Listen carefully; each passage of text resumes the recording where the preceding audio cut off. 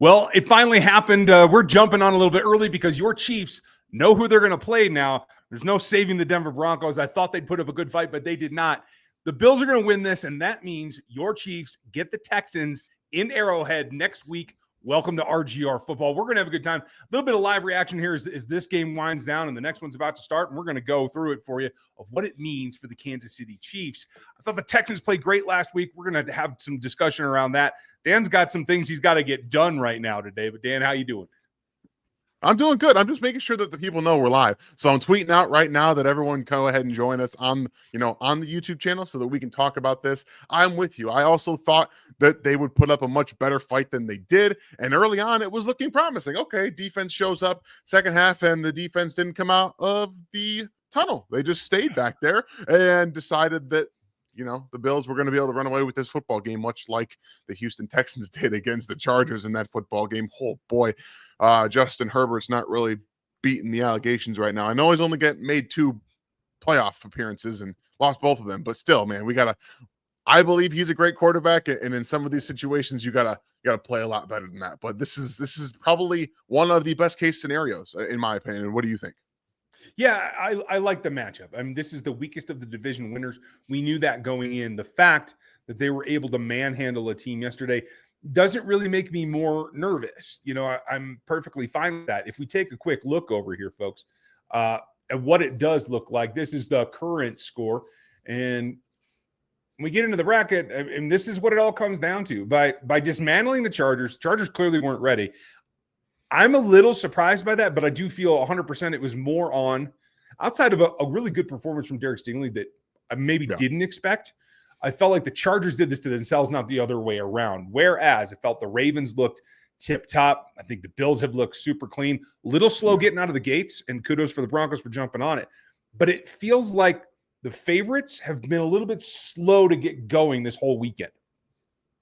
Yeah, that's kind of what we all expected the Chiefs to have to deal with coming out of the bye, right? Like everyone's like, hey, bye week rust and things like that. And it kind of looks like maybe some of these teams didn't know what exactly to expect. And when you need a little bit of something like the Texans did, their offense had been stagnant up until that the snap went over CJ Stroud's head. That was the moment that it was like, okay, we can turn it on now. And all of a sudden they figured out that they can just attack in the middle of the field. And then it worked out for them. For the Bills, it was, hey, we're going to bring in our 6th offensive lineman, and then we're just going to road grade you until we can start throwing the football. They did that in the second half. And then you see guys get broken tackles in situations and things like that. So sometimes it all it takes is that spark. Unfamiliarity plays into it as well. I think that's why we probably saw the Ravens come out and just kind of take off. They knew exactly what to expect. Sometimes you don't know what to expect. So we always see the Chiefs come out when they have that like extra week. Andy Reid uses that bye week, or even the quote-unquote week 18 as a quote-unquote bye week to be able to get ahead of the tape and to put out something in that first 15 that allows them to do a better analysis of the defense and what they're going to expect. And we have not seen that so far in some of these offenses, but then they click, they start figuring out what's working, and then they go on their tear, what we're seeing right now. Yeah, and we haven't even had – I haven't felt like we'd had to wait for halftime adjustments either. It has been a little bit more real time, it's felt like to me, a little bit more proactive. So, Thundarius, nice to see you, buddy. Yes, folks, a little bit of a bonus stream given the Chiefs aren't on. Well, we wanted to break it down for you. So if you guys had hit the like, we would certainly appreciate that. Tyler, nice to see you. Hope you're doing well over there across the pond. And then some. Another pick. Okay, well, this is what happens. Sometimes, I'm looking at you guys when I should be looking at the TV. It is what it is. But a lot of folks talking about the Chargers. And maybe, maybe Jesus was right. Maybe we were a little bit too nervous about the Chargers. It's the familiarity thing, like you said, that always makes me nervous in the AFC West. Denver came out, put up a ball real quick. I was happy for Troy Frank because I thought he got a stiff evaluation in the last draft cycle, and I felt like he started to pick it up. But then he didn't play well overall today. I know he's the only one who scored, but still, that isn't enough. And so if you have those little lags, you're not going to be able to compete at this level. So in the end, in the AFC, it ends up being the 4 teams that we always thought it was going to be because that's the way they finished in the regular season. And I think, I can even blow it up to just half the bracket. So this is the way it'll go. It'll be Ravens versus Bills after this game concludes, and I'm loving that aspect of it. So I don't know who's going to play first. My guess is they're going to let the Chiefs play first. I don't, because I think the matchup is probably better for the television ratings and all that stuff. works for me because I'd rather them get it out early and have that much more time to recover. Maybe they don't have to sit on the tarmac anywhere this week because they're not traveling. That's a nice thing. Let's not have a snowstorm in Kansas City this week. Maybe that'll help too. Honestly, bring on a snowstorm. CJ Stroud in a dome quarterback right now. I mean, I know he played at Ohio State, but he plays better in a dome. Houston is coming into Kansas City. Bring on the cold weather. Bring on the everything and let this be what Kansas City is. It's a home field advantage for a reason in the postseason. We saw it with Miami last year, and that's part of the reason where it was like, well, Denver, or even if the Chargers come in, they're familiar. They play in this environment enough where it's maybe a little bit more of a coin toss on how you're going to see them come out and play defensively. When you have that comfortability with an opponent, it allows you to be like that. So I'm not necessarily like, I wasn't worried about playing either of them. I would have rather played the Texans just because I think matchup wise that their offense, given what we have seen, does not match up well with the Chiefs defense. They are able to really stifle their run game. And that's something that the Chargers could not do. And even though the Chiefs typically historically aren't very good against the run, this year they have been. And that's where you see, I think Bobby Slowick has gotten off to this kind of easily to identify run game where we see Nick Bolton, who is so smart, he's able to get downhill and get after these guys in the backfield. And that's something that, Nico Collins is great. But who do you got else? I like John Mechie a lot, but he's not Tank Dell. Yeah. He's not Stephon Diggs. I mean, I'm not worried about John Mechie blowing up against the Chiefs defense. So overall, this is just kind of more of what I expected to see. Again, I was on the Bleacher Report app with Sterling Holmes. You guys should check that out on Fridays and Tuesdays. But we were talking about these games, and I actually thought the Steelers were going to win that game a little bit. I really thought that familiarity would play into a better role for them, but they came out flat. You can't come out flat. And if you do come out flat, you have to be able to do what the Bills did. You have to be able to turn it on at halftime. And we've seen the Chiefs do that coming off of a bye on their road to their very first Super Bowl. They came out, they played the Texans, and they came off that weird 24-0 stretch. And then it was, boom, they started to get going. So we know they have it in them, regardless of when they play, where they play, who they play. Yeah. In the end, I think it's more about the Chiefs than it's about any team that they play. It doesn't matter. There's adjustments you have to make either way, but it's about how they prepare. And more preparation, like you said, for Andy Reid always helps. Fel, thank you. You had a good point. I do think Bo Nix has been, Dan's not a big fan. I like him a little bit more. But I have to say today, I didn't feel like he was making misreads or throwing the ball in terrible places. Most of this was just a failure to execute on the actual catching end of the ball. But, I'm not trying to blame everyone else. I think we saw a little bit of everything. Bo Nix, he made some good plays with his legs, which I was not expecting that as much as his rookie, or really at all, because that wasn't really what he was known for. But the ball placement in combination with not very good wide receivers.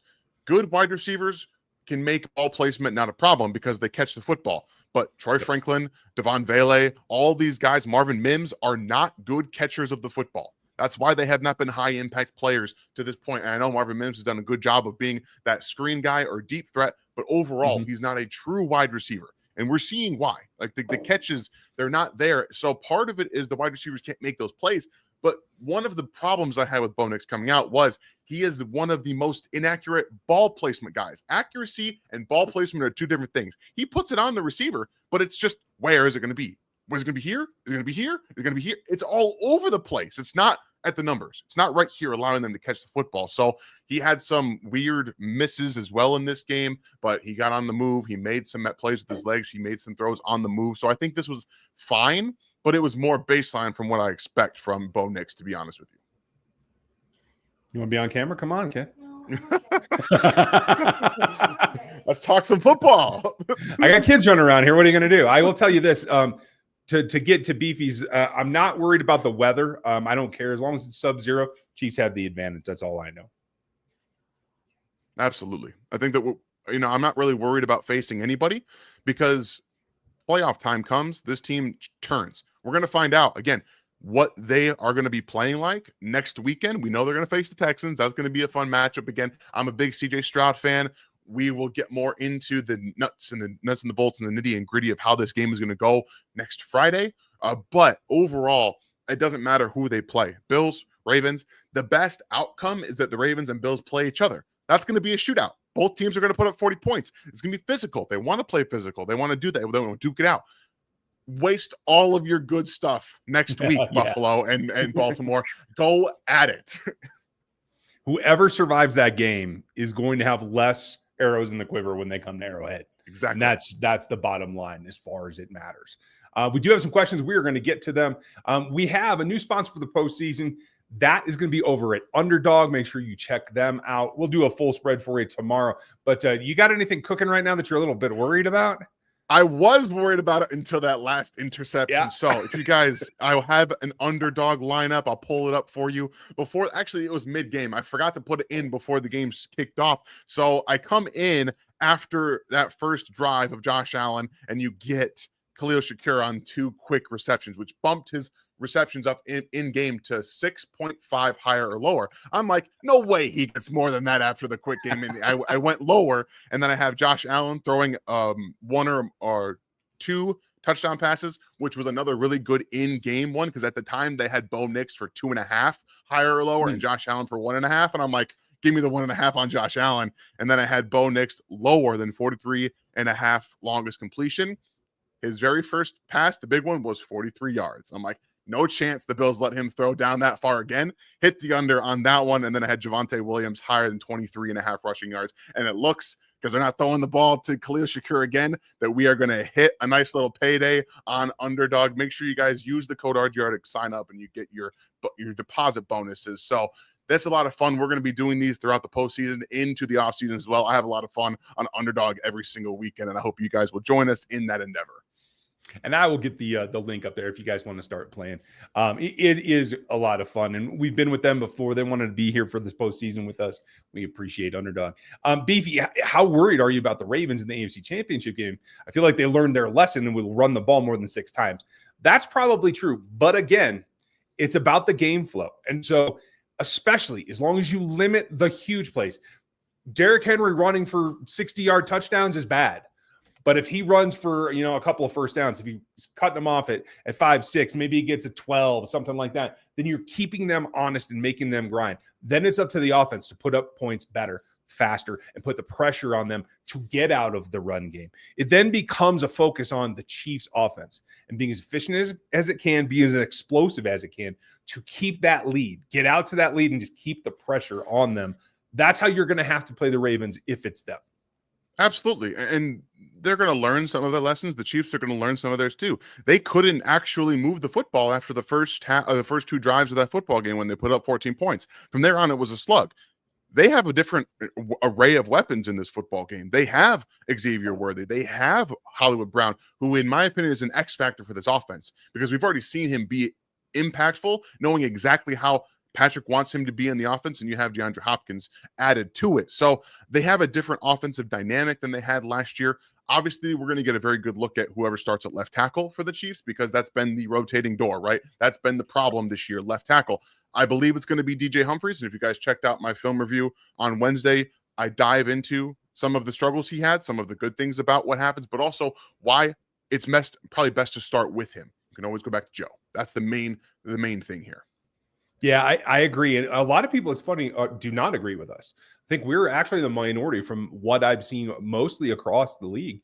And that's fine. I would rather be in that position because that's what I actually think. And I think we're going to play it out there. Well, it feels to me like the important people like Andy and Andy sounds like they're going to agree with us. We'll see what happens. And we will have more for you as the Chiefs actually have a little bit of press coming up here this week. Now, Donnie, how do you attack the Houston defense? You just be you.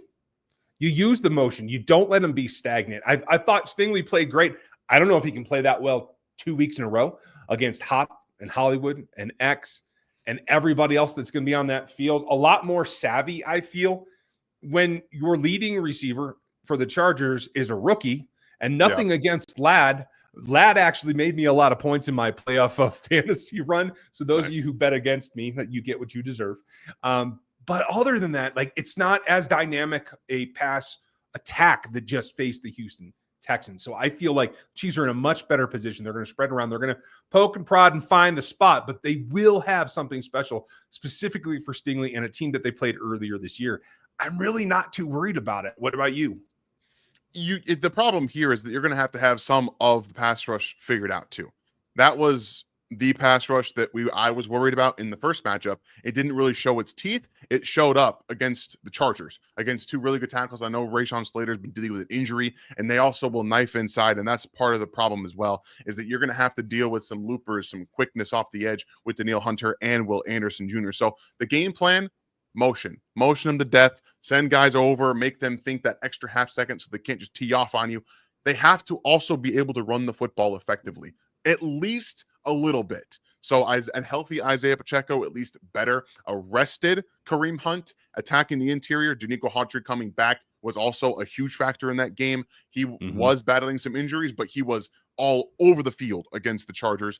That's not going to be the case against this interior offensive line, especially if you kick Joe Thuney to guard. That's one of the big factors in this game, in my opinion, why they will start DJ Humphries first. The return of Danico Autry. You have to have the interior three to protect Patrick. You can navigate the outside a little bit. You can scheme that up. But if you've got Caliendo at guard, guess who's going to line up against him all game long? It's going to be Danico Autry. He's going to lose that matchup probably 70% of the time. Not how I want to go about that. Yeah, it's going to be a long afternoon if that's the way that it goes. Tyler, we're going back a little bit to pick up some questions. Seems like the Broncos made no adjustments. Am I wrong? It didn't look like a whole lot, specifically on the defensive side. I will say this, though. It felt like it's the execution that fell short on the offensive side. I think that they made a few changes, but not enough. And when you can't sustain drives against the Buffalo Bills, they're going to put points back up on you. So I think Peyton said it going into halftime the best, that we need to hold the ball. We need to control it more because they were just at such a disadvantage. And if you let Josh have that many bites at the apple, Josh Allen is going to put you in the ground. That's the only way around it.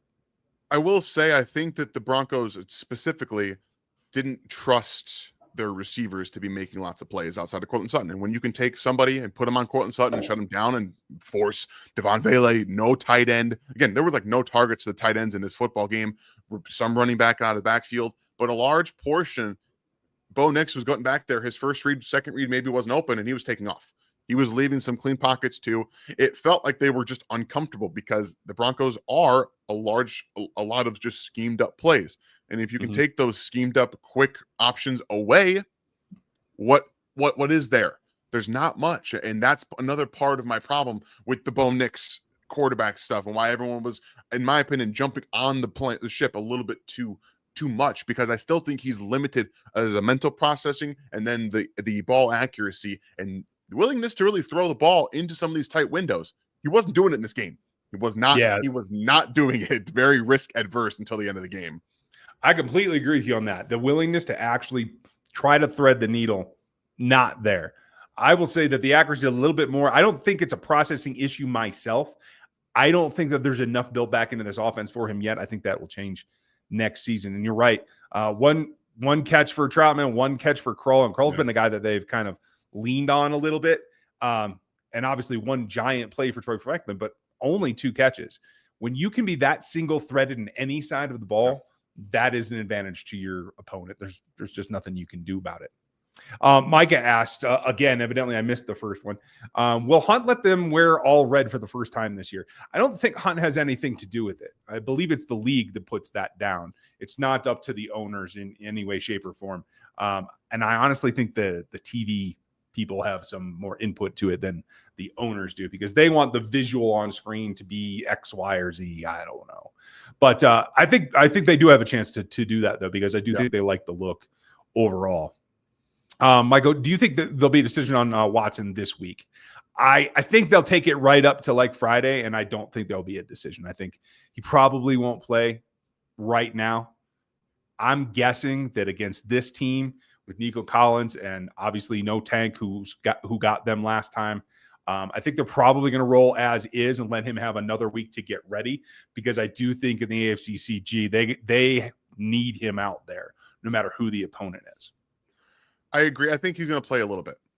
I wouldn't want to go into the AFC Championship game with him having to come off fresh, personally. I'd like to get him some reps. Again, also, if you expect maybe, I think that you can play him a little bit in some of the bigger moments. Get him out there, establishing this is a big moment, get back that mentality that he has.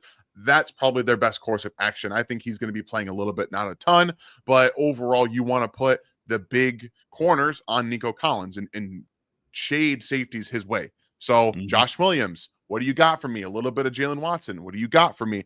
Najee Johnson, you're going to have to do something in this football game because you're going to be rotating in there as well. Trent McDuffie's going to see Nico Collins. Problem is, I'm just going to throw it above Trent McDuffie every single time he's got on him. If there's no double, if he's doing that, so just go get it. And that's the problem that you really encounter in the Trent McDuffie versus George Pickens and Nico Collins, some of the bigger receivers in the NFL. Is he's a fantastic corner. He does not have the size or length to really match up above the rim there, but he puts himself in great position. So that's why that safety shade will be very important. Yeah, I'm with you there. I am struggling with what happens. There's been a lot of talk about interest in coaches this last week. And I've got a lot of indicators going on in a lot of directions. Dave Merritt chiming in about Spags himself. Dave Merritt would be a candidate to take over as the DC if Spags were offered a head coach job.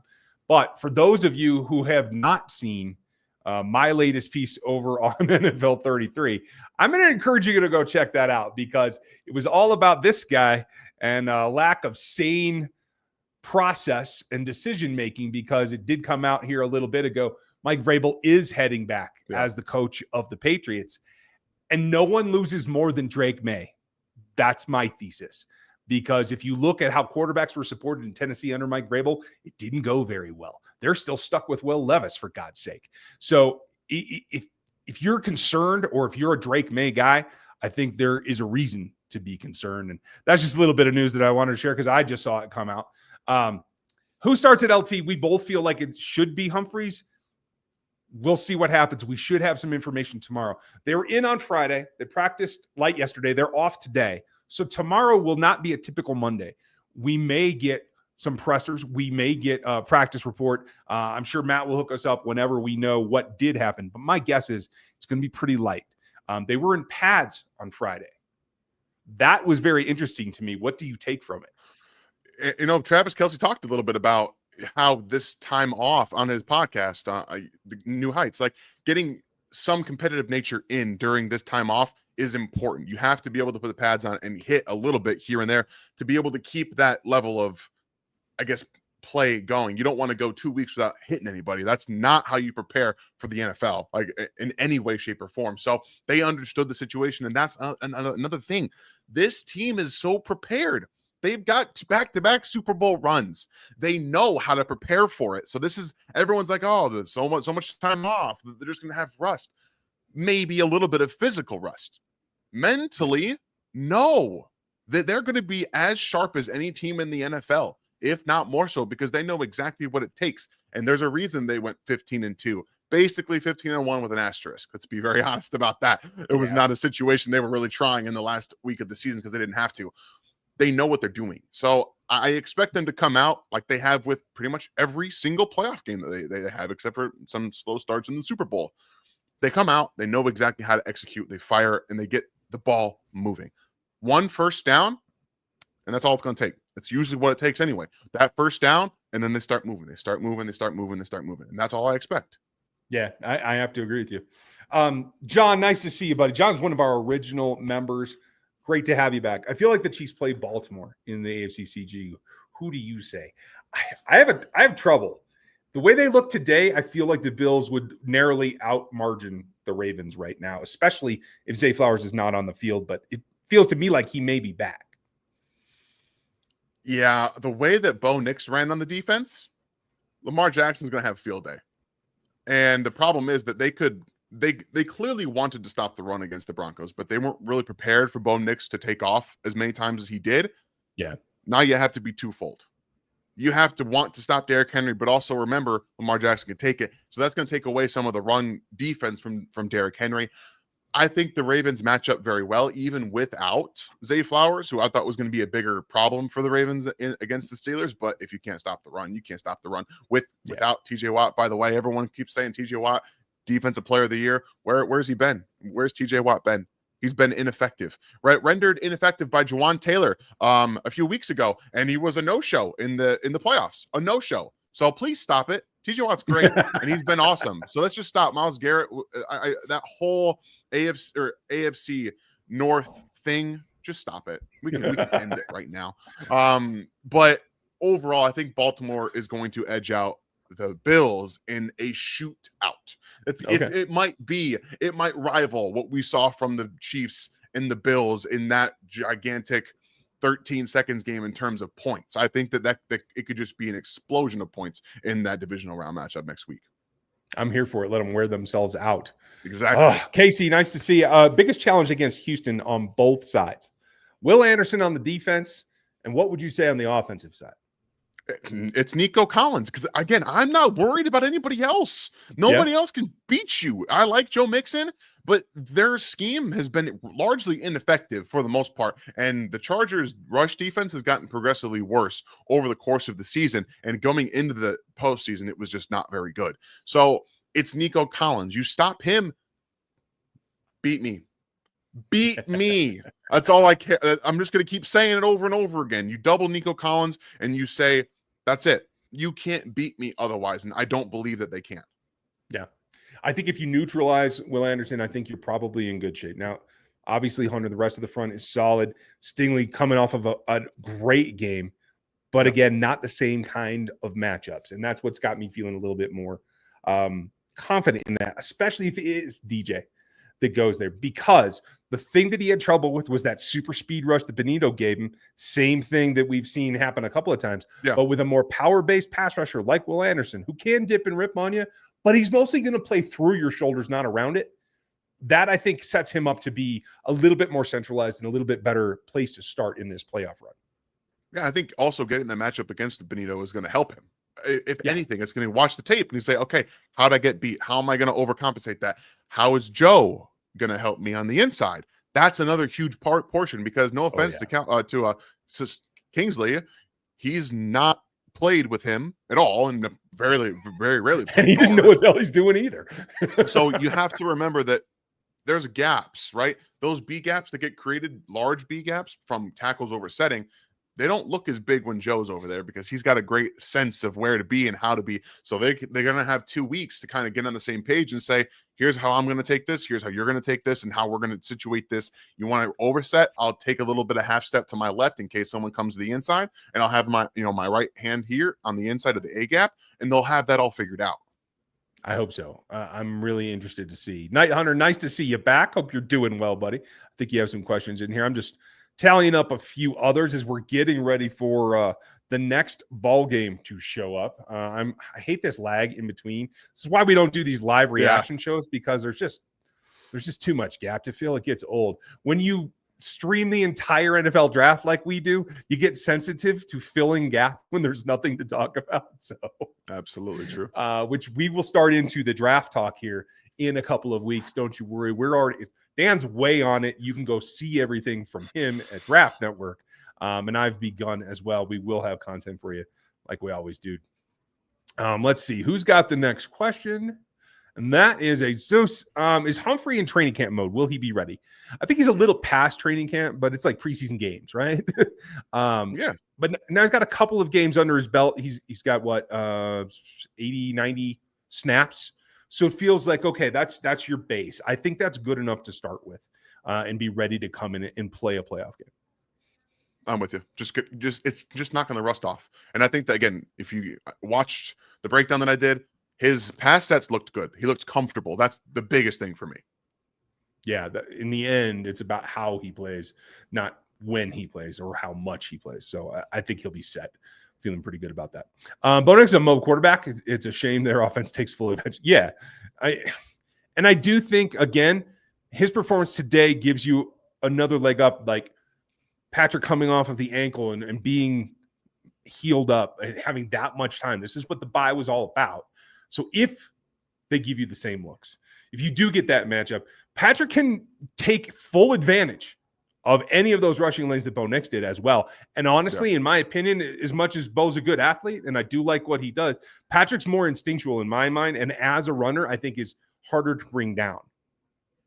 Yeah, because he understands like the angles, right? He's more at this point. Patrick, we know, is not the fastest guy in the world. Some of these guys are just winning based off pure athleticism, like Bo Nix is a reactionary athleticism. For Patrick, it's angles. He's like, okay, and that's why you see him run out, but he's not just looking to run immediately for the most part. He's judging, okay, and everyone. He also knows that everyone that's chasing him is also thinking, oh shit, he's going to throw this too. So you have that in your mind. So when he takes off, he's always a second or a half second, a step above these players. And when he has those angles at the sideline, he knows exactly how to manipulate guys with the football and how to do all those things. So we know, like people say, well, maybe Lamar and Josh Allen are way better rushers and things like that. Sure.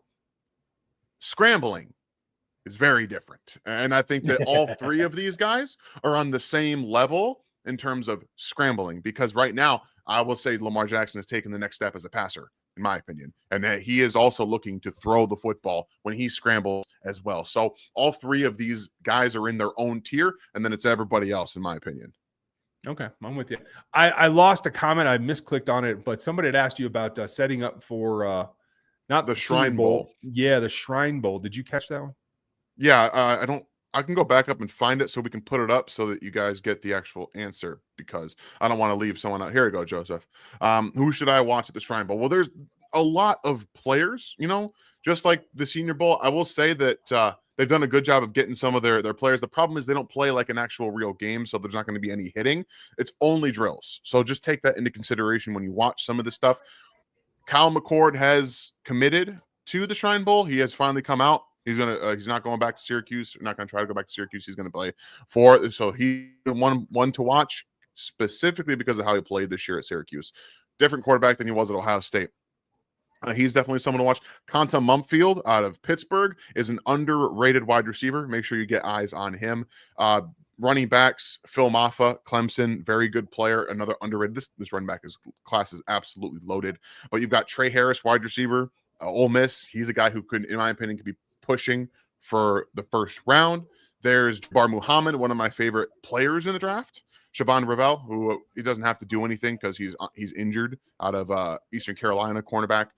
There's a number of players, but those are some of the guys that come to my forefront of the mind. Zy Alexander, I believe the LSU cornerback, is another one to watch as well, for a guy who's going to be ascending as we go further into it. And then Ethan Downs, edge out of Oklahoma, reminds me of if Leo Chanel played defensive end. That's how he plays football.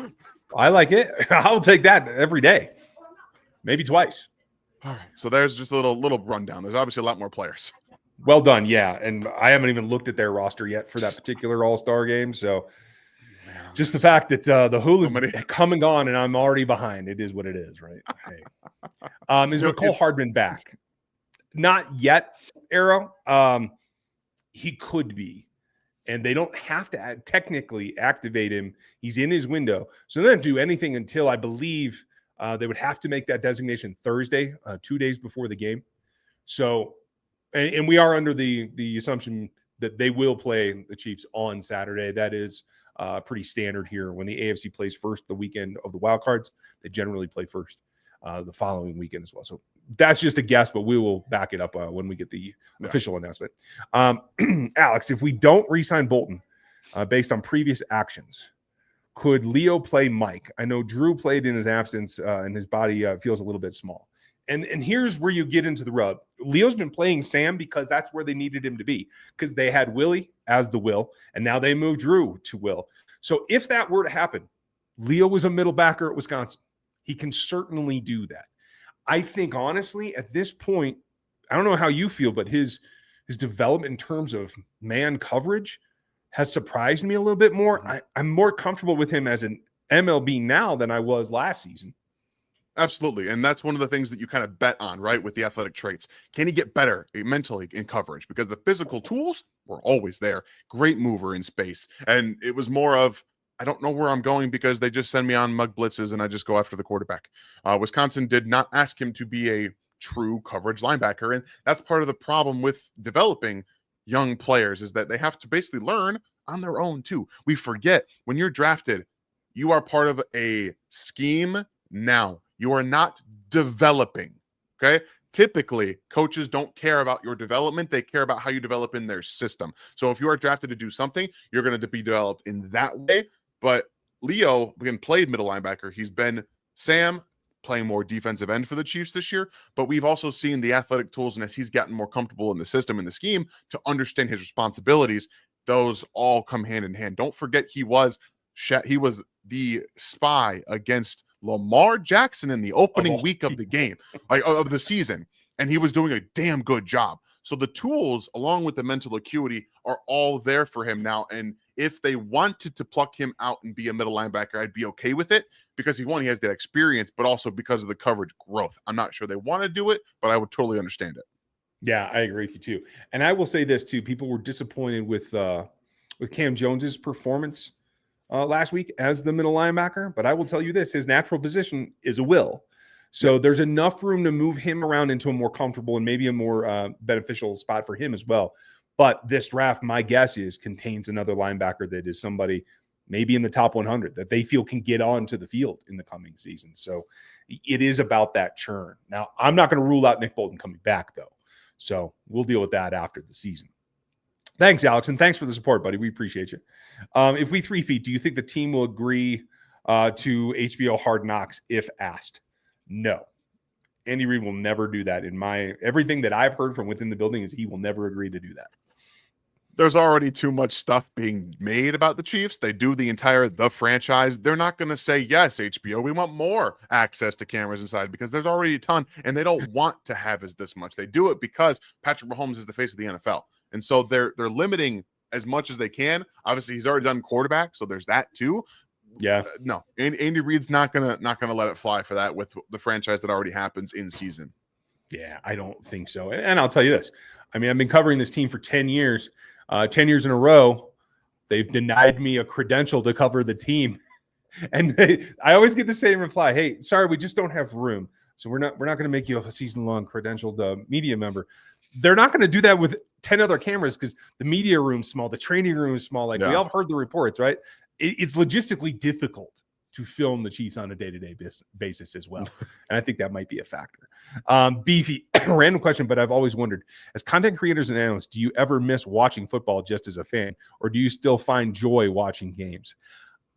I do, but I don't find joy watching Chiefs games because I have to analyze everything as I go. Do you?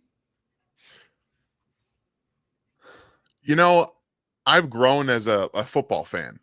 I love all football. I used to just watch basically just the Chiefs before I did this, and I was like, yeah, that's awesome.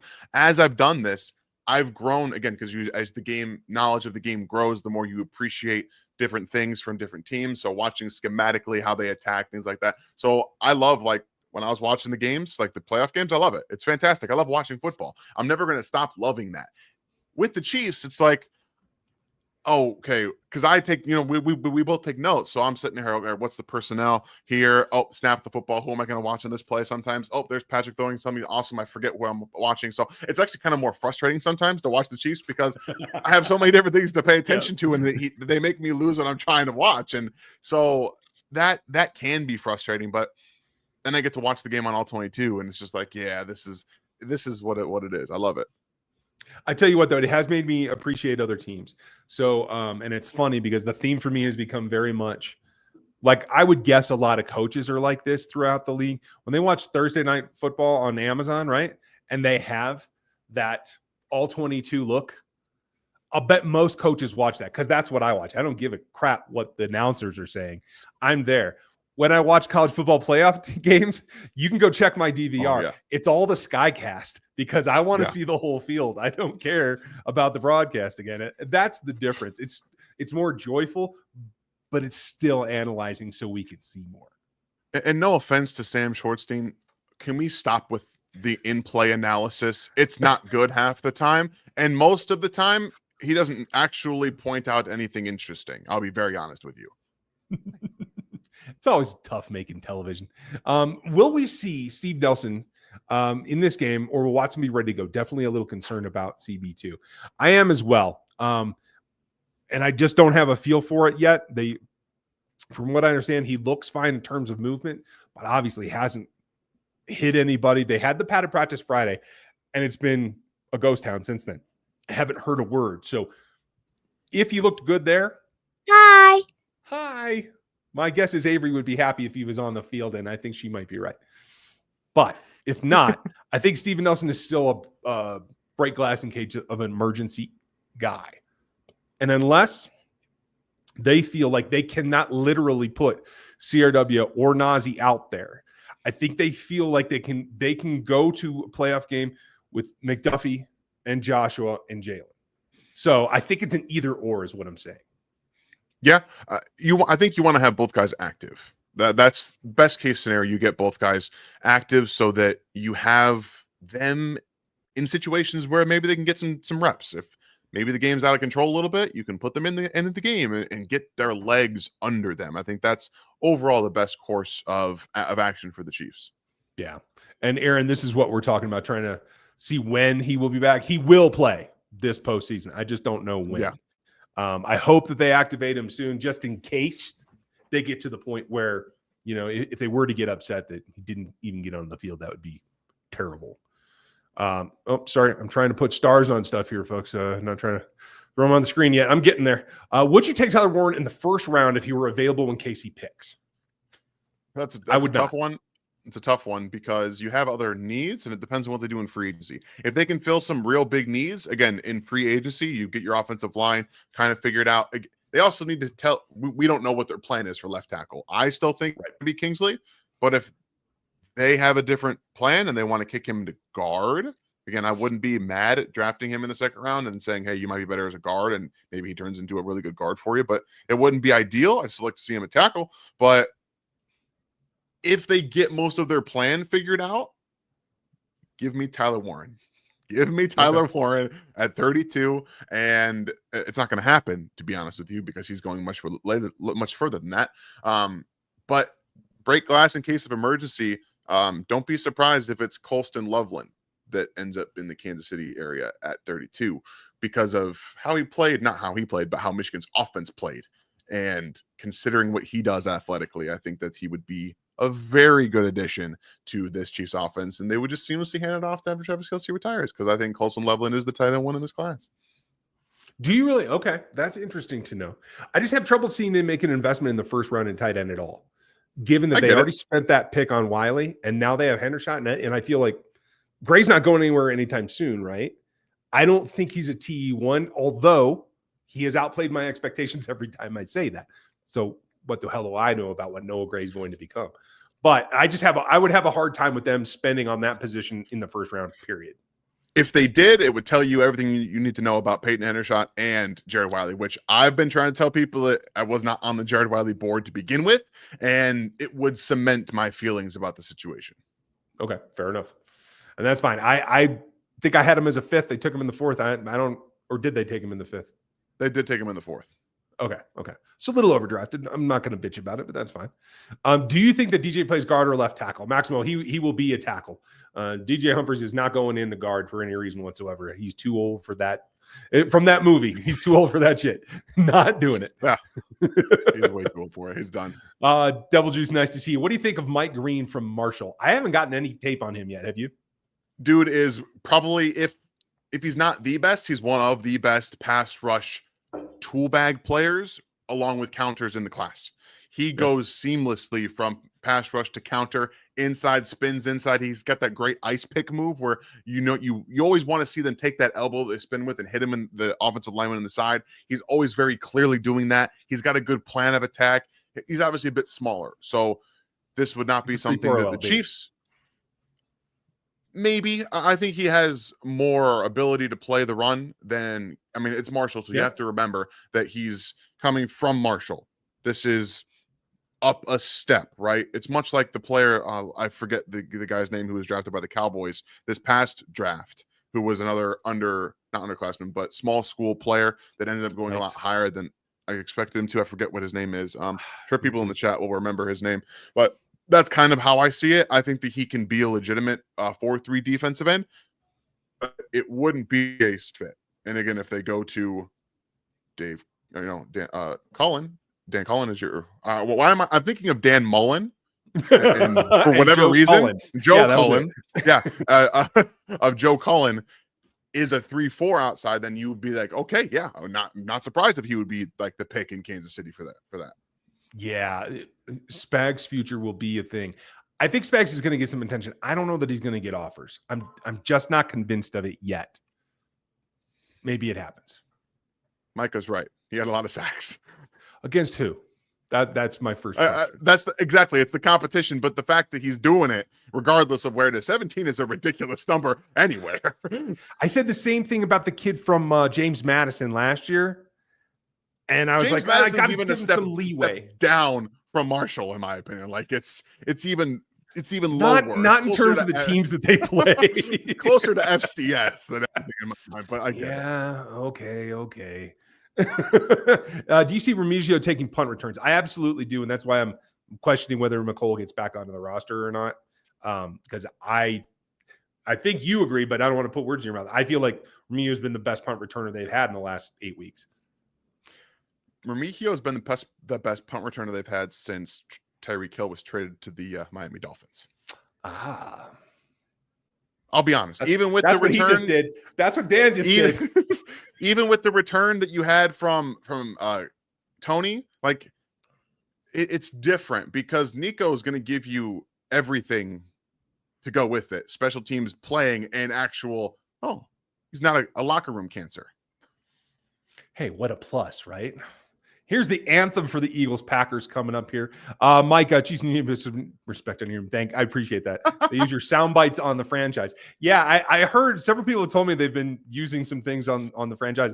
I haven't seen any of it. So if you guys, anyone watching this, if this is true, clip it and send it to us on Twitter. Please do, because we would love to hear that stuff, because we've already kind of assumed that they watch the channel on a regular basis, and that would just continue to give us more, like, you guys want to use our content, let us cover you. Please. We just want to do a better job than we already do. It's thank you for that, Micah. I've seen parts of it, but honestly, I fell way behind mid-season.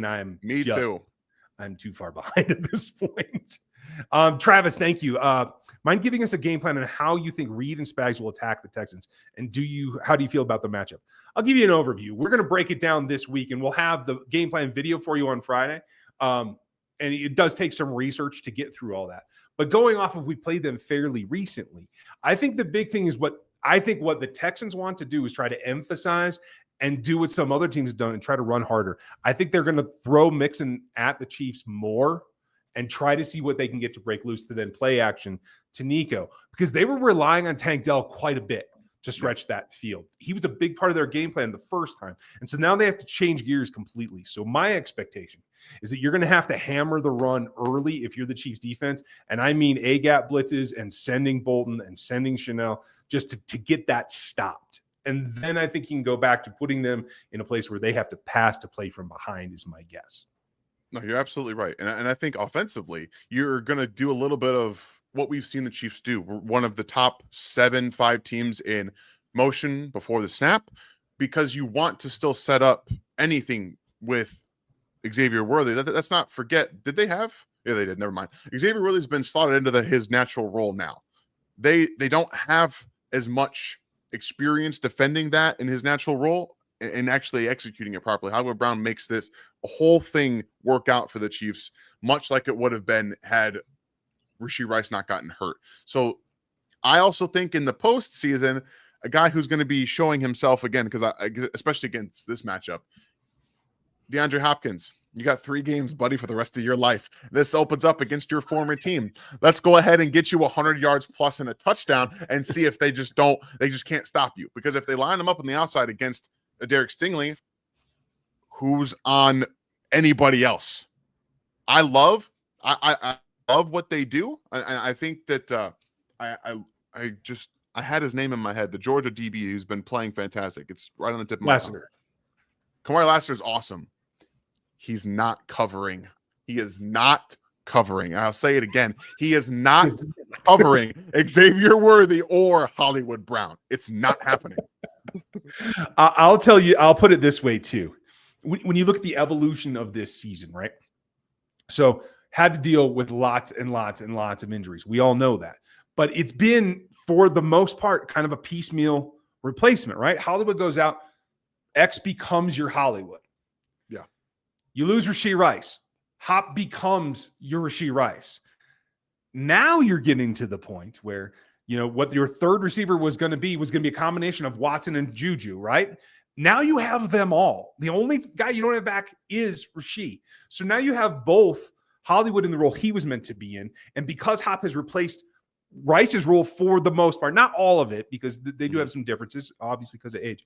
But now X can actually play in his actual role as they originally drew it up. And they haven't shown any of it. They haven't been able, I feel like they purposely held back on Hollywood's targets in particular just to get first down, so they didn't show anything because it's all brand new. No one's prepared for what they're going to see this coming week. It's just everyone just wants to keep saying that this is the Chiefs team that you're going to beat, right? They said that last year too. That's what they said last year. And that team was dramatically worse offensively than this one is, in my opinion. It's dramatically worse. And they're not ready. They're not ready. No. And I do feel like there are some players to beware, as we talked about on the defense. Nico Collins does, when he gets hot, he can beat players that are better than him, in my opinion. So, like, I would generally say Trent McDuffie's a better player than him overall. When he gets hot, he can go over the top. It's those in-breakers, too.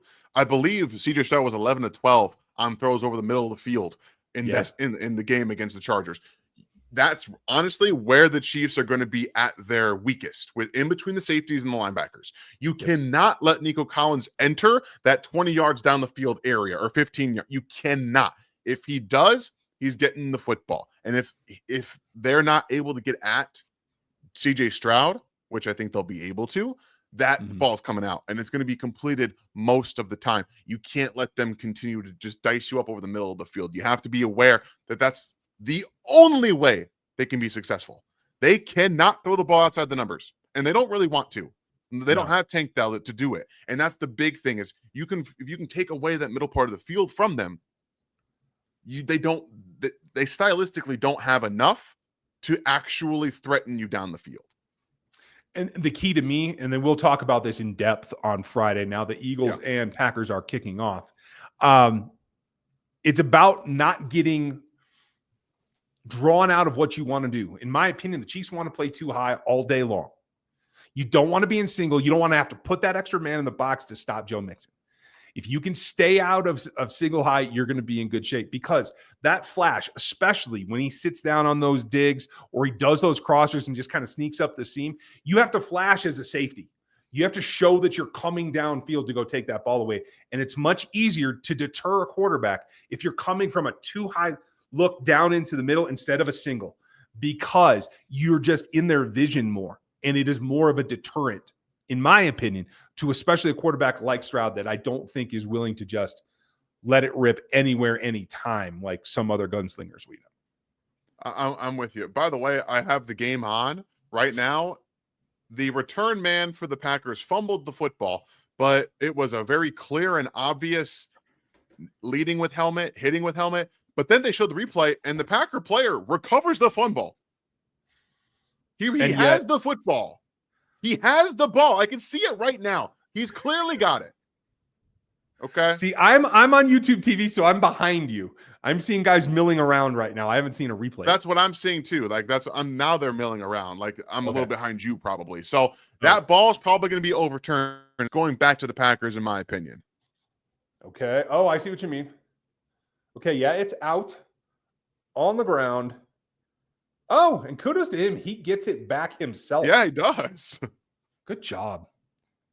Yeah, and he clearly sets that into the crotch, and it's his. Okay, good. Chris Anderson, will either of the Ohio State DEs, either JTT or Sawyer, I started telling you about Sawyer a couple of weeks ago. If you guys remember what I told you then, keep an eye on him. He looks familiar. Will they be available when the Chiefs pick at 32? I definitely believe one of them will. I think possibly both. We'll see what the pre-draft process takes us. Where do you have them? Sawyer is a day two player, a good player, George Karlaftis mold type of guy. Not a hugely impactful pass rusher in terms of speed, get off, the ability to win quickly. That's not his game. Extremely high level football player. knows ball, basically. He knows what Yep. he's doing. He's very, very smart. He can sit on routes. We're seeing Karlaftis come away with passes defense. Jack Sawyer is doing that right now. He's so smart. Yep. He sees what he's doing. He's a much better player than JT is. He's Yeah. still very, very raw in his 4th year. The difference between the two is that Sawyer is so much better. They say call stands? Are you kidding me? That's okay. I can't believe this nonsense already. It's another reason why we don't do live reaction shows, folks. Oh my God. So yes, smarts is the reason that Sawyer is a much better player, but he's still solidly a top 60 player for me right now. Not so I had him graded as a 3rd round pick coming into the season. I think he's gotten better, so I would put him in the 2nd round. Okay, yeah, I am fine with that. Thank you, and we'll see what the draft process brings us. What was the weird helmet cover the Buffalo player was wearing all about? It's generally initiated with a history of concussions. That they just add a layer. I believe it can either be prescribed or it can be voluntary on the player's part if they're concerned about their health going forward. It's just like they do in training camp. It's a different design so that it matches the play helmet more, but it's the same concept as they do in training camp with those padded, looks like packing blankets over them, right? It just diffuses the impacts more across the surface of the helmet itself. So I think it's a good tool. It looks weird, but hey. You guys think that I can't geek out about football, and this is I do this every single time I watch football. Like I'm very much in it all the time, and I react like that when my wife is talking to me. So you know. Yes, Werewolf, thank you for remembering the name, the Guardian helmet. Yeah, set. Guardian caps. Yeah, thank you. Yeah, they go over the top. They are not in place of the helmet. They are an additional protection. Thank you for that. All right, we're going to take our last one. We're going to let you guys go watch this one because I want to watch this game as well. Do you think that DT Hartman from Oregon goes, Dan? And do you think that he'll be should be a target for the Chiefs? I mean, I have him as a 2nd round player. I like him. He does live in the backfield, and that's stuff that translates to the NFL. We see it all the time. But I still think that he needs some sand in the pants too. Like, he's not as solid against the run. He will gap himself out of plays too, gets upfield a little bit too far. The difference, like people were talking about Aaron Donald, a few years ago, just coming upfield. Well, Aaron Donald's an all-time great player. He's allowed to do that. Okay. He has rights. 2nd round picks can't just gap themselves out of plays and getting upfield too far against the run. You have to recognize some of those plays. But I think that he would be a target again for the Chiefs because he has that upside as a pass rusher as well. Again, when you can gap in and out of A and B gaps and give yourself some actual pass rush, living in the backfield is someone that they would be targeting. In my opinion, a trade back from 32 and maybe getting up another top 100 pick and then making a selection in the 40s with him is where you want to go with that. Yeah, I like that concept a lot. This is what it looks like in some of the windows that we use, folks. If you guys want, maybe I'll jump back on and we'll do the night game. Or is that tomorrow night? No, there's another game tonight, isn't there? Yes, there is. Okay. Maybe I'll do that later because I'm going to go watch this game with my family and then have dinner and stuff. But if you guys want, put in the chat. Would you want to watch a live reaction to a non-Chiefs game? I could probably pull that off as long as I don't give away any copyrighted content right here. Sorry. Stuff sneaks up on you on this platform. You know what I mean? Okay, so you guys would like that. All right, keep the comments coming. Please let me know, and maybe I'll jump back on and we can do some of that, and we'll watch this together. I've always had trouble back and forth about what you get versus what you watch. So yeah, we'll give it a shot. All right, cool. Seems overwhelmingly people would do it. So we're talking about tonight. Talking about tonight. Yeah. Okay, so by the way, guys, if we do this tonight and I come up on 2, I'm also going to be watching college tape. So you guys can ask me about the Ohio State offense. So I'm going to be doing a lot of interacting and watching Travion Henderson. So just so you know, I won't be 100% in it because I'm going to be watching multiple different things. So just bear that in mind. I have work to do as well. One of my good friends is a huge Buckeye fan, and we were at his place the other night. And I meant it half-heartedly at first, but the more I thought about it, like seeing Travion play in red and gold instead of red and gray makes a lot of sense to me. So I just started hammering on it because he's not a Chiefs fan. So it was a lot of fun just being like, maybe Travion should be the next Chiefs running back. I think that could fit. I'm going to be doing a Travion Henderson breakdown for Tuesday on the Draft Network. So I know a lot of people are really excited about him in Kansas City.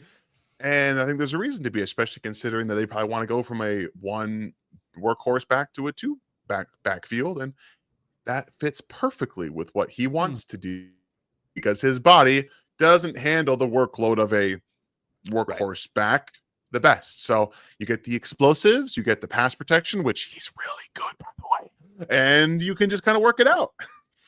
Okay, I think we're developing a plan here, folks. We're going to have more for you. And I am working on setting up our initial round of evaluation so that we can do our thing. Dan's so far ahead of me. I just got to get him the stuff so we can put in the grades, which I'm close to, Dan. I've been working, I promise. But we will have some of that starting in the next couple of weeks. We're not going to preempt Chiefs talk for draft talk. We will have it ready for you when time is right. But thank you for your questions. And I will try to jump on and we'll do some more tonight and we'll just kind of sit around and watch the game together. I guess that'll be fun. So, hey. Works for me. I'm down. I love football. Right. So and if you're watching this after the fact, if you want to be on there as well, hit yes or make a comment in the comments and then make sure you check the channel later tonight. So have a great one. Thanks for being here and we'll catch you then.